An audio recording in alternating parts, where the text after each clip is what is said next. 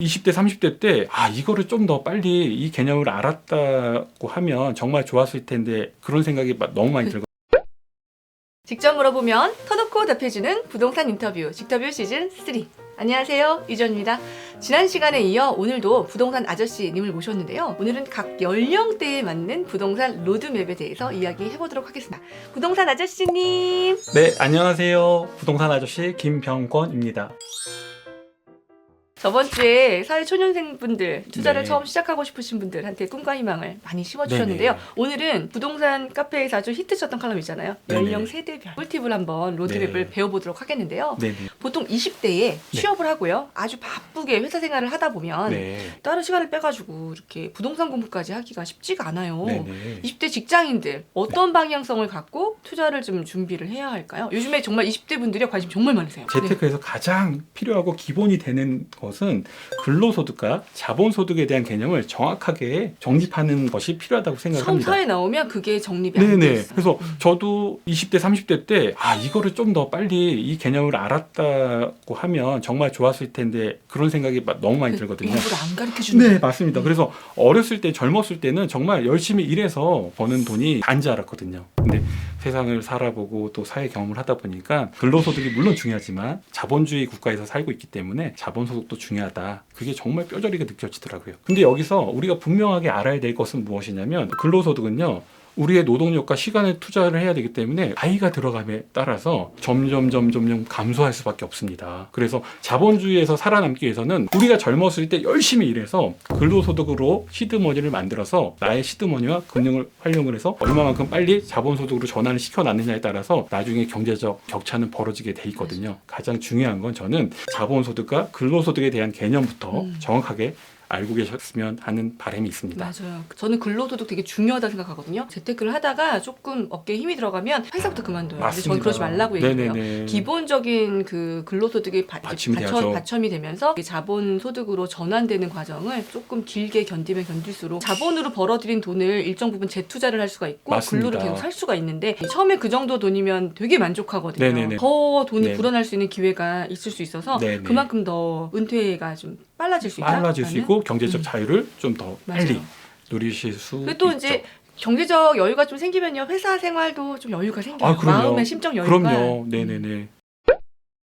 자, 30대 전후로요. 보통 네네. 인생의 가장 중요한 순간은 결혼 아니겠습니까? 맞습니다. 옛날에 이제 엄마들이 구해주는 대로 살았잖아요. 그렇죠. 요즘에 결혼 준비를 하면 이 신혼부부들이 예랑이라고 하잖아요. 미리 같이 부동산 공부를 봐요. 청약 공부도 하고 맞습니다. 부동산 공부도 하고 네네. 그리고 막 젊은 친구들이 막 재개발 투자도 하겠다고 자기는 네네. 몸택할 수 있다고 맞습니다. 이렇게 똘똘한 친구들이 많아지는 거예요. 네네네. 그러다 보면 이제 가진 돈에서 점점점 넓은 집에 살고 싶고 더 불리고 싶고 이런 마음이 든단 말이에요. 네네. 경제적으로 네. 여유만 된다고 하면 신혼집으로 넓은 평수의 서울의 새 아파트.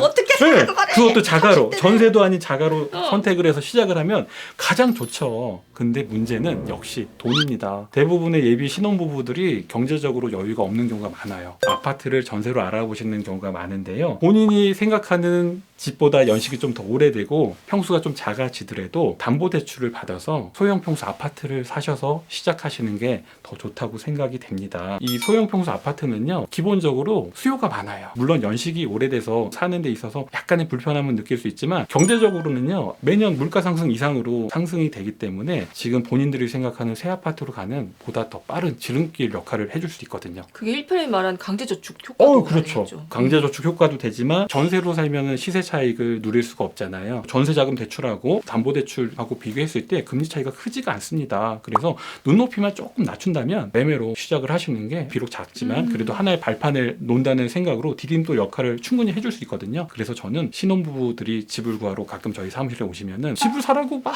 권해드리죠. 근데 처음에는 이해를 못 하시다가도 제 말을 듣고 집을 한 번이라도 사보신 분들은 고맙다. 그때 선택이 정말 잘했다고. 저는 여기서 조금 한 가지 더 팁이 있으면 네네. 어차피 새로 살 생각이 있었잖아요. 그 신혼부부가 맞벌이를 하고 있다면 이 전제라면 네네. 조금 작은 집에 월세로 가고 전세 마련할 돈 갖고 네. 재개발이나 이제 이런 투자용 네네. 분양권이라든가 네네네. 이런 것들은 조금 되게 신혼 때 아기가 없을 때밖에 못하는 맞습니다. 방법이에요. 네네. 그렇게 해서 좀 시드를 늘려가는 것도 참 좋은 방법인 맞습니다. 것 같다는 생각을 보면 많이 해요. 네, 예. 그게 초반에는 약간 좀 고생스럽고 남들 보기에는 쟤네 신혼인데 뭐 하는 거예요? 너무 그게 친구들한테 얘기하기 자기가 그렇대요. 너 네. 신혼집 어디야? 우리 오피스텔에서 월세로 살아. 그게 네가 하기가 맞습니다. 너무 힘들다고 네. 그러더라고. 그럼 자기 네네. 초라해지는 느낌이 들고. 신혼초에 친구들 불러서 집들이 몇 번 때문에 그 체면과 그 면목을 세우기 위해서 아파트 전세 얻는 것보다는 장기적으로 놓고 봐라. 인생 길다. 그럼요. 네네. 또 내 집을 마련할 때 이 아파트를 분양받을지 매매로 살지 결정하는 팁이 있을까? 요즘 고민 엄청들 하세요. 집값이 많이 올랐잖아요. 네네.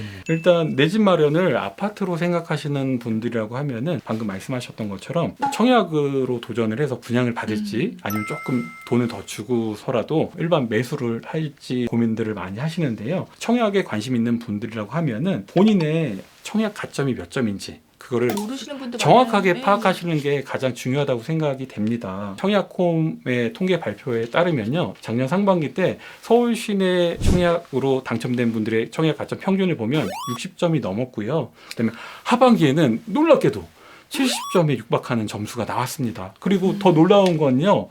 청약 가점이 84점이 만점이잖아요. 근데 만점 통장도 나왔어. 인기 단지도 아니에요. 서울에 그냥 있는 단지인데 나그 사람 알아요. 네, 아까 84점 나온다니까요. 그러면 우리는 84점이 저 강남 가야지 왜 이러는데 그분들 입장에서는 84점이면 난 여기서 만족할래 이런 점수가 돼버렸거든요. 점수가 안 되면 받고 싶어도 받을 수가 없기 때문에 냉정하게 객관적인 시각으로 점수를 한번 산출해 보시고요.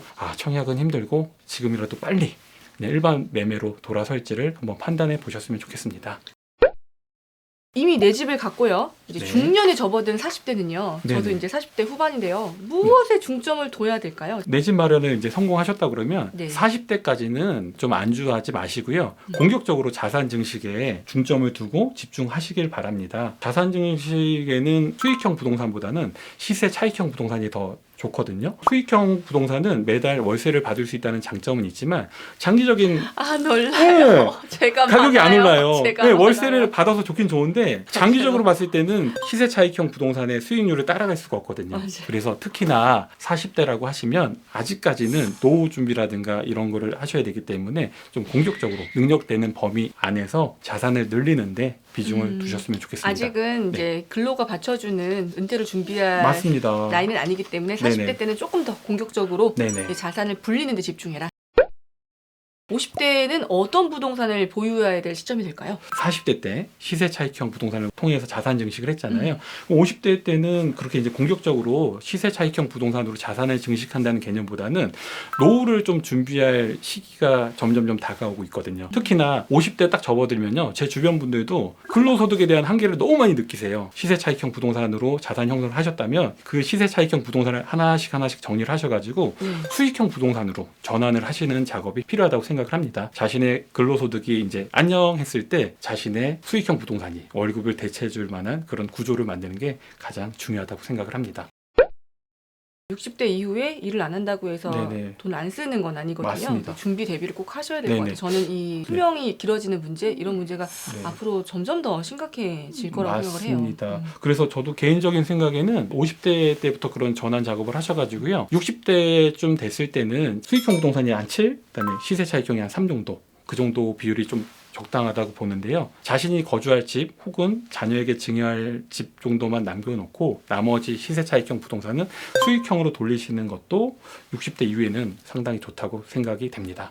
맞아요. 네네. 하시는 부동산에서 이렇게 꼬마 빌딩이나 이런 걸로 임대차익 보시는 고객이 많으시잖아요. 네네, 맞습니다. 예, 그런 분들 보면 좀 그래도 안정되어 있으시죠. 이게 너무 재밌는 게 A라는 분도 자산이 50억이 있고요. B라는 분도 자산이 50억이 있는데 A라는 분은 자기가 살고 있는 집, 거주하는 아파트를 제외하고 나머지는 상가라든가 원룸 건물로 인해서 수익형 부동산에 다 돌려놓으셨거든요. 그래서 일을 안 하셔도 생활비 이상의 돈이 나와요. 부동산에서. 근데 이 B라는 분은 이 50억이라는 자산이 대부분 시세 차익형, 토지라든가 이런 데 뭉겨 있기 때문에 세금이 많이 세금도 많이 나오고 실질적으로 그 돈이 나에게 직접적으로 생활비라든가 이런 수익을 바로바로 안겨주지는 못하거든요. 지금도 일을 하시고 있고 늘 힘들어 하시거든요. 그래서 중요한 건 자산을 열심히 젊었을 때부터 열심히 모으고 활용하는 것도 중요하지만 나이에 맞게 자산 형성을 잘 구성하시는 것도 중요하다고 생각이 듭니다. 맞아요. 또 저희가 또 이렇게 아껴 살고 재테크하고 하는 이유가 노년에 좀 편안히 살고 좀 쓰면서 살기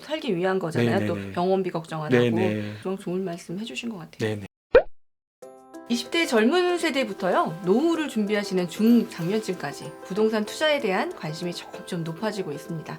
영상을 시청하시는 분들 모두 장기적인 포트폴리오를 머릿속에 그려보시고요. 20대부터 이제 50대까지 차근차근 나에게 맞는 부동산 투자는 어떤 것인지, 어떠한 전략으로 가야 되는지를 마라톤같이 끝까지 잘 완주하셔야 되는 것이 중요합니다.